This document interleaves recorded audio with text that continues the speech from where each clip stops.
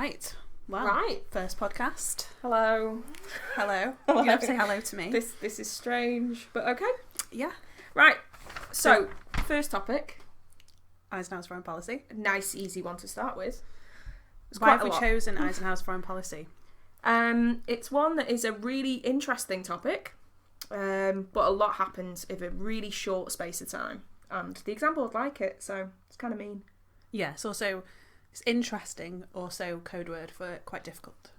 Yeah, true. Why is it difficult, do you think? So many things over such a short period of time. Loads of dates, loads of names, loads of dodginess going on. So it's pretty tricky, I think. And also, how much could you really say Eisenhower does? There's a lot of things that happen that he deals with, but whether he actually does anything is open to So it makes discussion. it harder to remember in a way, I guess, because he's not doing that much. And it tends to be, if you make a timeline of all the events, you just want to cry. Yeah, yeah. That The was- general feeling with history level is cry. Yeah. Okay, so should we do a bit of a revision? I think it's probably first worthwhile saying this is a revision podcast. I guess it gives you a brief overview, but the purpose of these really are to give you an idea about arguments, because that's what's going to get you the A. The skills are in the arguments, not just all the evidence, but how can you put that into some sort of argument, I think. And it's using those specifics to back up your argument, not just bombarding the examiner with loads of details about something and not really going into the actual argument of it. Yes, exactly. So should we start with a bit of an overview then? Do you want to start with the aims? What we can do, I think Eisenhower's foreign policy is quite a useful one, because immediately you think Eisenhower, you think World War II commander, you think he's going to be aggressive, and he's not. In fact, it's the opposite. Yeah. So you've got this idea of, instead of going in and waging war, you've instead got this kind of almost peaceful foreign policy, where he kind of looks at things like the new look. Yeah, peaceful in quotation marks. They can't see that. No, but I'm doing them for your benefit. Yeah. So, also, I can't remember if you just said this, or I just blacked out. Good. The finance being important. True. That he's also all about self-sufficiency, really unhappy with the amount of money that Truman spent. Thinks it was a waste of money. Instead of spending it on armies, you should be looking at kind of nuclear weapons and the new kind of frontier of the... Oh, I shouldn't say new frontier, that's confusing. And also, spoiler alert, forget about the new frontier, just ignore. I don't know. Yeah, so he's very interested in saving money, so that also helps that he's also very peaceful, because if you're peaceful, you don't have to spend lots of money. And also, they've got the hydrogen bomb. That's always got to be a good way of doing good foreign value policy. for money, isn't Indeed, it? of just, Hence my quotation marks. No, don't peaceful. Do that. Peaceful. Don't do that. I think the new look's quite an interesting one, because it's a risky strategy, but it's one that works for him, whereby you're kind of using this idea of massive retaliation. Yes. Where you've got something like the hydrogen bomb, no one's going to mess with you because you've got the hydrogen bomb. Plus, you've bought loads and loads of nuclear weapons during this time as well. Yeah. So it's not just an empty threat, you've got them all lined up ready to go. That is the new look policy, isn't it? Lots of nuclear weapons, don't use the military, save some money. Yeah. Yeah. Massive retaliation, you've got the opportunity, you've got the ability to use them, but you're not going to actually use it. No, and I think that idea of, kind of threatening, and that idea makes them kind of... It's that prestige engaging showdown that we saw under Truman, that they were able to use from 45 to 49 until the Russians got their atomic weapon. And suddenly, Truman had to back down. Yeah. Eisenhower's got that, so he can use that to his advantage whenever he needs to as well. Yeah. So we've got the new look policy, we've got the financial benefits of that. And what other aims would you say that he's got then? Well, there's quite a few that we're going to have a look at. So obviously, Western Europe, of having a strong and stable Brexit type Western Europe, the irony. Sorry. Then we've also got kind of the Middle East, of the fact there's loads of oil. That's going to be a priority. And then Southeast Asia. For your unit, you know that Southeast Asia is going to be really important. So he's also got that responsibility of domino theory, of not allowing Southeast Asia to fall. Since China fell to communism, there's still this threat that communism is going to take over the world. Yeah. So trying to keep it as unthreatening as possible. Yeah, I think that's kind of the idea of it. Yeah. So is that all of them then? I've got 3. Yeah, we've done the finance one. Yeah, that so. doesn't. Yeah. Okay, so we start off with Western Europe. Do you want to do that? we could do Western Europe first. Let's start with Southeast Asia, because I think Europe's a tricky one. So let's go with Southeast Asia first. You know, the nice, simple one of that Southeast Asia. For our own revision For our own revision. We've got straight away, Eisenhower inherits the Korean War, which, if you remember, is kind of a mess by the time that Eisenhower gets there. We've had Truman involved himself, kind of, to begin with, as a UN police action to go and save the day, then gets into trouble, pushes it, you know, changes from containment to rollback and fails spectacularly within it. By the time Eisenhower takes over, his election campaign is he's going to end the war, but they don't. Do they win the war? I don't know. Well, that's an argument, isn't it? You could have a career question on that, couldn't you? Last year there was. Yeah. Just the beginning of the Korean War. Yeah. So you've got with Korea, Eisenhower ends it in June 1953. By that stage, 50,000 casualties, £70 billion worth of debt spent on it. Not great, but he ends it. So, you know, peaceful. But also worth remembering, it's an armistice, True. not a treaty. So it's temporary and it's still in place today. Yeah, but it still ends the war, doesn't it? Doesn't take away from it being... But I'm just trying to show what bit I remember about Korea. The armistice. Anyway. Indeed. So we've got Korea, he ends that. So peaceful means, I suppose you could tie that into his aims, that he doesn't really want to continue the war. He wants to kind of... Again, I was going to do spoiler alert, peace with honour. But I'm not going to. Oh yeah, don't worry about that. Yeah. So yeah, we've got Korea, the idea that he ends it. We could be critical in a way that he ends Korea the way he does. But actually it's peace. So my example of how it ends would be a quote along the lines of, I'm not going to use military weapons or nuclear weapons. I'm very sorry for that. No. Anyway, so moving on, we've also got Vietnam at this time. So once he's ended the war in Korea, we've got that Vietnam obviously has been quite troublesome for, American presidents since like 1945. They've been supplying aid, they've been supporting the French. And then in 1954, we get Dien Bien Phu. So the idea of the French are finally defeated. You know, they've sent in aid, and if you remember with Dien Bien Phu, the battle, the Americans have given them loads of money, helicopters, everything. And then they say, please can you help us? Please can you do an airstrike, Eisenhower? And he says, no. You have had your lot. Goodbye. And then they leave. Your French accent wasn't very good. That was Eisenhower. Yeah, but the French You've had your lot. Oh yeah, that's true, yeah. Never mind. Anyway, so the idea being America spent about $7 billion in aid to Diem, I should say, for Eisenhower to give that money for it. And after Dien Bien Phu, things get a lot worse in Vietnam. So once the French are finally defeated, you've got the North Vietnamese, the communist forces led by Ho Chi Minh think they've finally won the country. And everyone goes, no. So there has to be the Geneva Accords, where they meet in Geneva, sit round a big table and go, you know what, let's temporarily divide the country. Yeah. Until we have an election. But we won't sign anything. We'll just go, yeah, sure, we'll do that. The temporary divide's there until the election takes place. The election, again, also she's doing, quotation marks. Yeah. Why am I doing quotation marks? Because it's never going to happen. Well, no. It does happen, but it's rigged. Yeah. Diem agrees to the kind of Geneva Accords because he thinks he'll easily win an election. That's kind of true. He's Uncle Ho. You know, everyone likes him. 80%. Exactly. Would have won it. That's what they think. Yeah, true. Yeah. And then we've got in the south, we've got Diem, who's quite...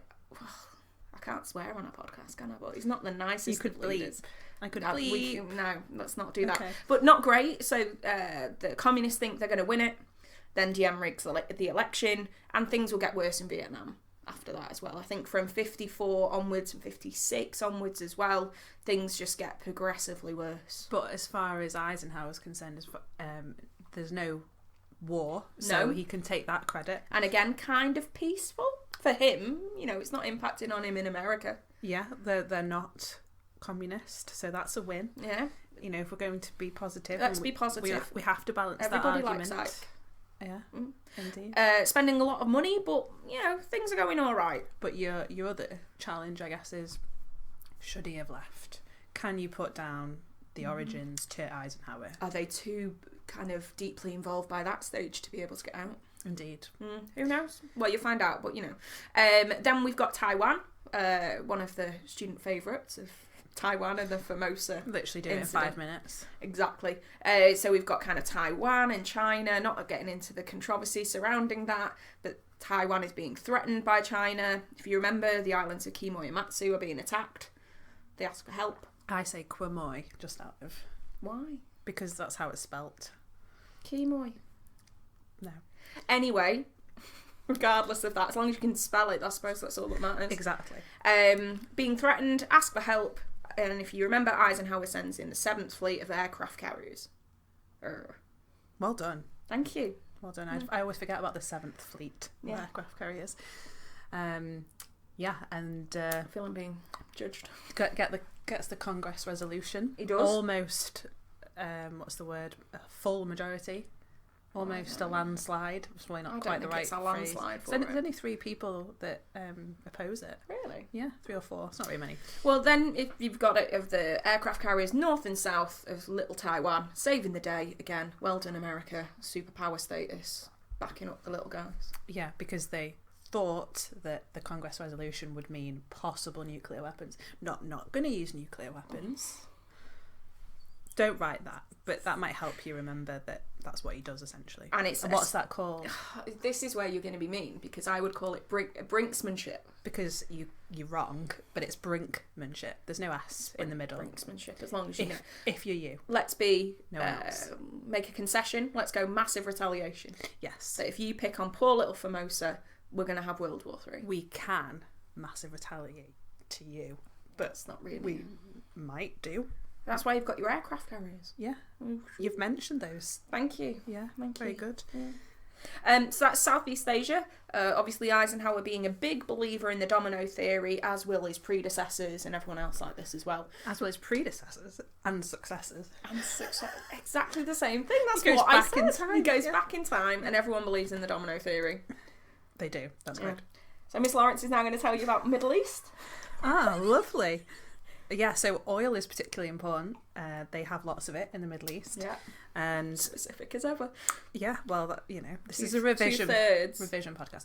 2/3 of the world's oil. And it's particularly important for Eisenhower to kind of keep on side with the Middle East because of Truman being so difficult prior. Yeah. Acknowledging Israel, Slightly controversial. But very controversial. And Eisenhower then has to work with that difficult circumstance that has pretty much ignited Arab nationalism and... a lot of tension. Between Israel and Arab countries. Yep. So he's thinking, I'm going to keep them on side because I want to get access to that 2/3 of the world oil. And if the Russians get it... Yeah. And that is not what we want. No. Because they're particularly powerful at that time. So Iran is probably one of the important elements of Middle East that you really need to remember because it's one of the most significant times that Eisenhower uses the CIA. And it's a completely different way of using them. Yeah. His reaction to Iran kind of tells you how different it will be when it comes to the Middle East and how careful he is. But also fairly aggressive at the same time. Very, very, very problematic, especially as we look at this again in the second part of the course in terms of the long-term impacts that it has with the hostage crisis right at the very end of our unit. Pretty much gets rid of a diplomatically elected leader, makes it look like it's all a coup that Iranians want, and then they put in the Shah, who is very pro-America. And also really hated. Yeah, and it creates this massive disparity between wealthy and poor, and kind of ignoring the religion and what people kind of are worshipping or believing in at that time. So then you've got the Ayatollah who ends up having to go into exile for a number of years. So really, really problematic that has pretty much been orchestrated by America just so that we can get the cheap, we Americans can get the cheap oil at that time. True. And you've got to remember with the Shah, he gives them access to the oil once he's back in. Yeah. So he's being chucked out for being unpopular. The Americans get him back, and as a kind of cut price, isn't it? Price deal of getting all access to that oil, which makes him really hated as a figure. Keeps the Brits on side as well. Does keep the Brits on side, but the British are a little bit problematic when it comes to Middle East. Yeah, it caused a lot of problems, especially with the Suez crisis that follows 56. Yeah, and that is a really annoying thing to have to teach, isn't it? Because it's just a bit weird. Yeah, in terms of you have to explain what the Suez Canal is, that it's been cut in, and the British are making a fortune from ships going through, as well as the French, and then take the opportunity to try and retrieve it after NASA decides to nationalise it, but sets up a fake tension thing. Essentially, it gets Israel to attack Egypt, which they're gagging to do. Yeah. And the French and British go, oh, better stop the fighting. And kind also of ask America for help. Yeah. And Eisenhower's quite good at going, nope. Yeah. You're on your own. Yeah. They better protect the canal. And then Eisenhower's like, you imperialist so-and-sos, I am not going to help you. I would never do anything of that nature in Middle East. Very good Eisenhower impression. Yeah. He's very dramatic. He is very dramatic. Possibly a bit camp, I guess, in my impression. So really beneficial for Eisenhower because he's showing the Middle East he's their mate and will help them out. And also says to Britain and France, you get back in your box and you understand what standing you have in the world. I'm better than you. Indeed. Don't be doing any of this nonsense. I suppose with the Suez Canal as well, the success that NASA has with that as well leads to a little bit more Arab nationalism, which we've kind of suggested we'll come back to later on in the year and kind of at the end of next year as well. We have a look at this kind of difficulty in the Middle East. And even though Eisenhower was successful, it's really unstable in the Middle East. Yeah, the other last bit of evidence would be Lebanon, wouldn't it? Yeah, it would be. That shows the Arab nationalism and the threat of the Arab nationalism at that time as well. That they actually ask for help, which comes in line with his idea of rollback, but only if countries ask for it. So they suggest that they're really worried that they might be overthrown because they are a very pro-West presidency, and there's a bit of civil war fighting between the religions of Christian and Islam, and asked for Eisenhower to kind of send some troops over, look authoritative, and hopefully kind of put down any potential unrest. Yeah. And that's what he does. So it's like a month or... Yeah, and they land on the beach, all the tourists are on the beach lying down. No shot fired. No shot fired, but it's all a kind of don't mess with Lebanon. Yeah. Similar to Taiwan. If you mess with them, you mess with us. Yeah. So. And it's 58, isn't it? So it's near the end of his presidency, showing he can be flexible with his new look. Yeah. Puts all those haters to shame. I don't know. That again. No, I don't know why I said haters. I don't ever say that word. And on that point, Europe. Yeah, should we move on? Yeah, so we've got France and NATO. We have. So he wants a strong... I want to say strong and stable. But that's Theresa May's fault. No, it's totally... We just want stable. Stable. Strong would be nice. So, yeah, we just want Europe to be honest. Yeah, we just want them to not cause any more wars. Yeah. So your centre point for Europe pretty much in year one, kind of year two, well, once the war's gone on. Berlin. Yeah. Always priority. You know, little troublesome right there behind the Iron Curtain. Everyone wants control of it. Yeah. So brain drain. Good. Always remember brain drain. There is a brain drain in East Berlin into West Berlin. There is. If those people who work out what's going to happen to them leg it, and those people left behind. It's kind of harsh, though, I think, the brain drain idea. Just people stood there going, Yeah, you'd only be stupid to stay in East Berlin. That's what it suggests. Yeah, I think it's quite harsh. You could just be very committed to the cause of communism. You might love communism. You might love Khrushchev for whatever reason. Yeah. Anyway. So we've got with Berlin. You're kind of going to see this a few times. If you're revising this for your second year, you already know in terms that Berlin is used as a kind of, I want to say chess piece. Yeah. Pawn in the game. Yes. Pawn. The idea of taking control over it. So we've got Khrushchev tries to take control of Berlin, basically says, you've got 6 weeks to get out Eisenhower, otherwise it's mine.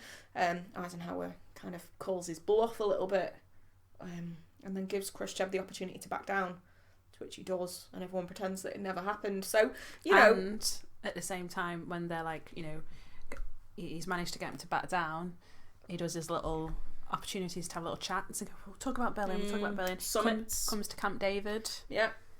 Have nice chats with each other. They seem to get on fairly well, except for when they fall out. Yeah, the U2 crisis. Yeah, that doesn't work when Khrushchev goes on a 45-minute rant about the Americans. I mean, he must have been dying to do that and finally had his opportunity to just go nuts. He's quite an angry guy. Yeah. You know, the UN getting his shoe and banging it on the table.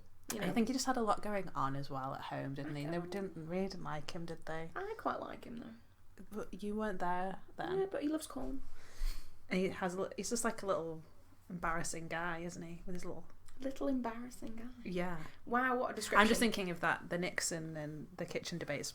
One of my favourite clips. Good. It's great. Anyway, so we've got Berlin crisis. Not really a crisis because Khrushchev backs down. Things go fairly well. But again, you know, there's a little bit of instability there. Not quite at the level it will be for Kennedy. Because he respects Eisenhower. Yeah. He hates Kennedy. Yeah. But we'll get to that another time. I suppose the bigger event that you've got in Europe is Hungary, 1956. That's a big one. Oh, what was that? Yes. So, big issue, really, around the same time as the Suez Crisis in 56. True. So he kind of uses that as an excuse to not get involved. So, first of all, you've got Khrushchev and his secret speech. You do. Which the CIA broadcast it. Yeah, they leak Europe. it by accident, don't they? It's on purpose, accidentally. Well, no, accidentally on purpose. Again, quotation marks. Yeah. To make people think in Eastern Europe that, perhaps they're going to be independent, get a bit riled up. And once Stalin's gone, everyone's kind of hopeful that finally the dark days are gone. So you get in a number of countries, you know, East Berlin, not a country, but, you know. And then you've also got in Poland Poznan. They also kick off. There's uprisings where the Soviets will come in and destroy them. Hungary, same thing, that they think they've got this opportunity, a window of freedom. And they seem to kind of have that, don't they? Because they get a new leader. They get a few days of They get some uncensored papers. Yeah. And things then seem pretty good. Crushed. Khrushchev. Khrushchev crushes it. No, let's not do that. Well, so you've got 250,000 soldiers come in. Well done, 250,000. Got it written good down. Specifics there. Which shows you how bad they think this is and how much of a sign it has to be to other countries to kind of stop it. Stop it. Just stop it. You are not independent. Stop misreading my secret speech. Indeed. And then you've got this kind of brutality that they go in. They can't risk the Iron Curtain falling, so they go in hardcore, shooting people. And what does Eisenhower do? Nothing. He says, our heart goes out to you. We'll take refugees. That's it. It's not really going to happen. And then he, you know, oh no, I can't get there because it's landlocked. It's, you know, what is it, inaccessible as somewhere. Nepal? Tibet? It was somewhere. Yeah, somewhere like that. Of the idea of it being landlocked. Come on, it's America. He could have got there. And everyone's going, you said, all back. Yeah. And he goes, well, only if they ask. And because it's the Iron Curtain, and can't only get there. if it's not going to cause any more troubles by all liberal means. So he does get criticised a bit for Hungary, but it's overall a success of actually... Doesn't escalate anymore. Doesn't make this for him, obviously, not for the that die, obviously. No, not for the Hungarians during that time, or anyone, in fact, behind the Iron Curtain, because it suggests that America will not go in and save the day or deal with it in any way as well. So yeah, I think that's all the big bits. The big bits. There are other ones in there, and you'll get them in your booklets, but kind of they're the major ones. Yeah, and I think they're the bits that we're going to use in this question. Yeah. So. So there was a question in 2016, the first year of the A-level. Fun. And the question that they had... I can't read that. Oh, that's good. You can. I think you'll be fine. So the question, anyway. Is Eisenhower's foreign policy in Europe differed significantly from his foreign policy elsewhere? I think that's not a terrible question. It's one you'd need to read at least 3 or 4 times. Yeah, and really get your head around how are you going to categorize your evidence? How are you going to come up with some really clear arguments? Because I think the initial 5 minutes is write down everything you can remember, but then you've got to start to think about, well, what's your plan? What is your argument going to be? Because actually, we went through this, we're like, oh, it's quite hard to get your head around. The mark scheme, actually not helpful. Thanks, AQA. Yeah.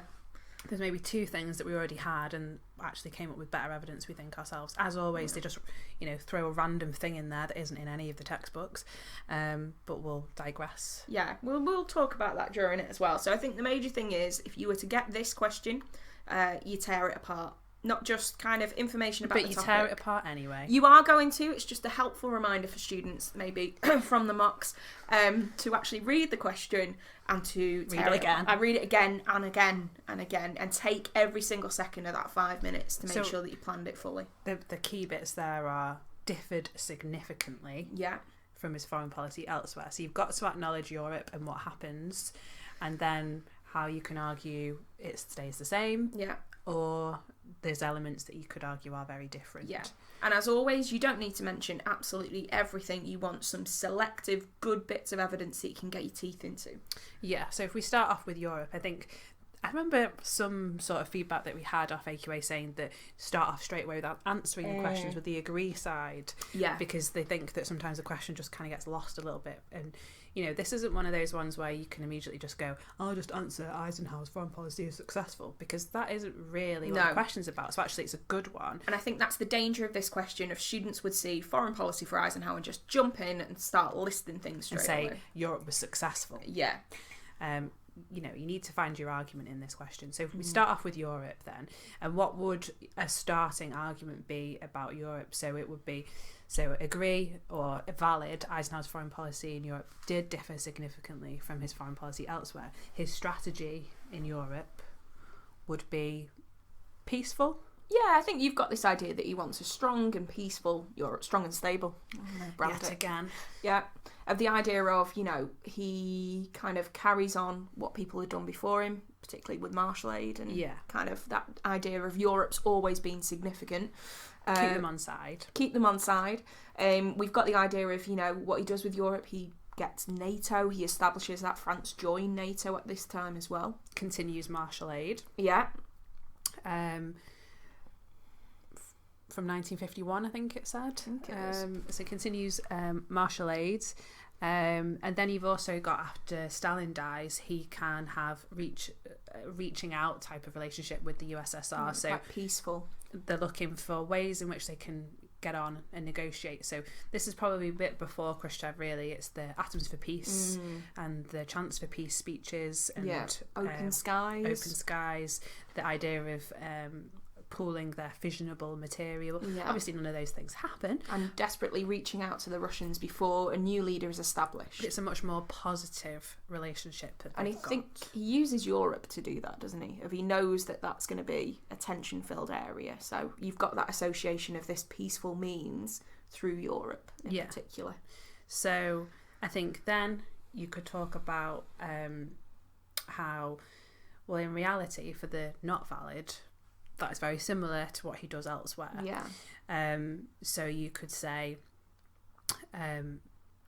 he continues this kind of approach within, like, Southeast Asia. Yeah, the strong and peaceful government, well, peaceful will be the bit that's debatable here, but wanting strong regimes... Stable. We see that. Yes, strong and stable, I'm telling you. I wouldn't say strong is the word for Southeast Asia, but it's certainly stable. Stable, okay. So you want this stable regimes. We see him wanting them in Southeast Asia and in the Middle East, in particular.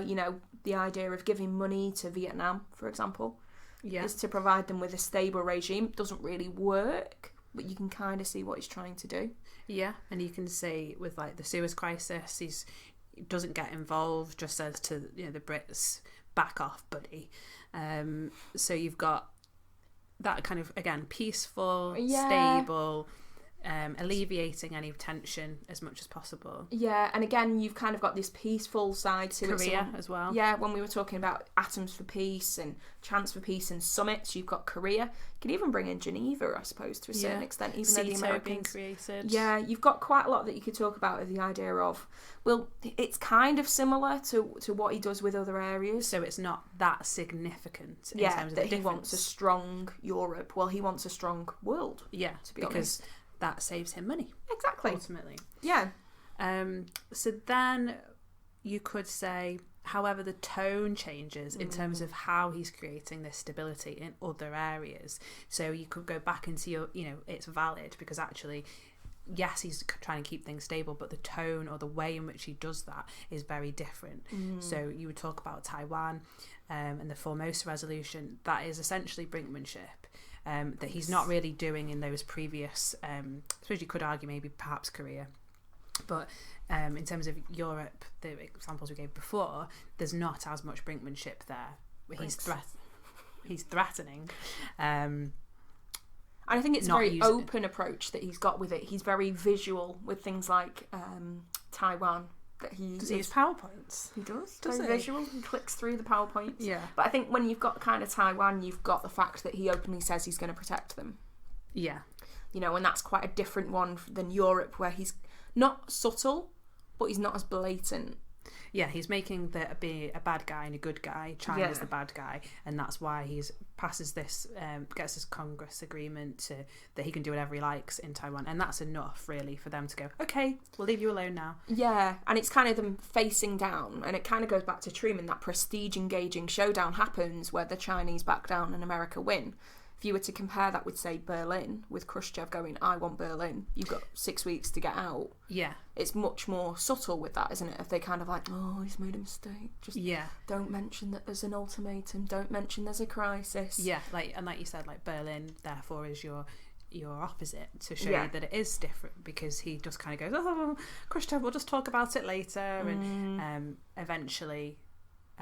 it's able to die down. The tension dies down, and Khrushchev respects him for that. It's not to the same scale that so it's that tone of the idea. He's a lot more subtle with Europe than he is. Yeah, and but I think he has to be. And you need to think about why that would be the case at that moment in time. Yeah, and the significance of Southeast Asia and the significance of the Middle East and the instability that's there. Yeah, and then you could then go on to talk about, well, the use of CIA is not used in Europe, and so therefore does differ very significantly. Guatemala, for instance, where they encourage a coup, again put a pro-Western leader in place, and then you've also got what we were talking about before with Iran, that again created a coup to make it look like it's not America and it's something that they want, and it is not something that he could even dream of doing in Europe. And I suppose you've got that idea in Europe, if it's behind the Iron Curtain, there's too much control there, so he's not able to use the CIA in the way he would want. Maybe in Berlin because it's behind the Iron Curtain, but it's just too dangerous for him, especially at a time where he's trying to negotiate a peaceful means with Khrushchev. Yeah, and I think therefore your exact kind of contrast to that would then be Hungary. Yeah.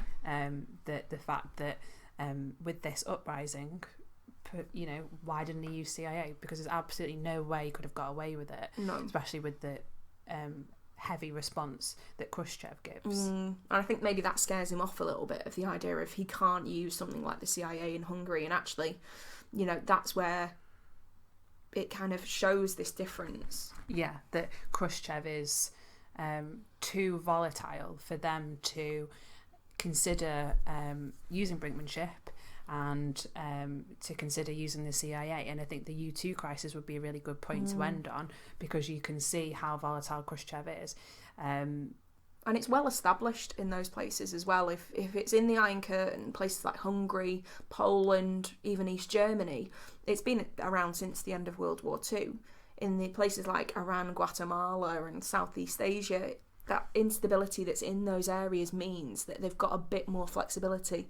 It's easier to manipulate. It is. Because America's a superpower. And the ultimate fundamental difference with all of those places, in contrast to the USSR, is the USSR also have a hydrogen bomb, as do America. Therefore, it's just too risky to try any other approach. So I think your overall judgment would probably be along the lines of it does differ in a large part, and it's in terms of tone, it's in terms of CIA, whether you could say significantly.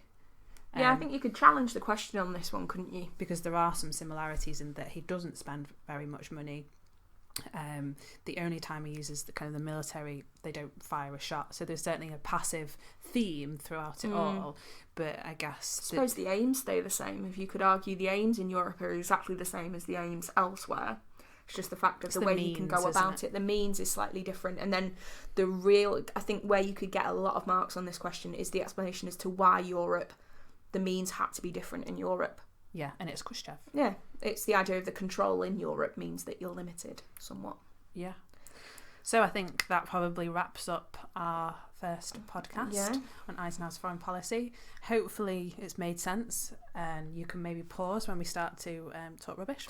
Indeed. It would be quite useful for you to go back over your booklet if you haven't already done this. I'm thinking particularly upper sixth, if they're listening to this, going, what on earth was Eisenhower doing in Europe? You need to be revising. I know, you should be on this already by now. Yeah.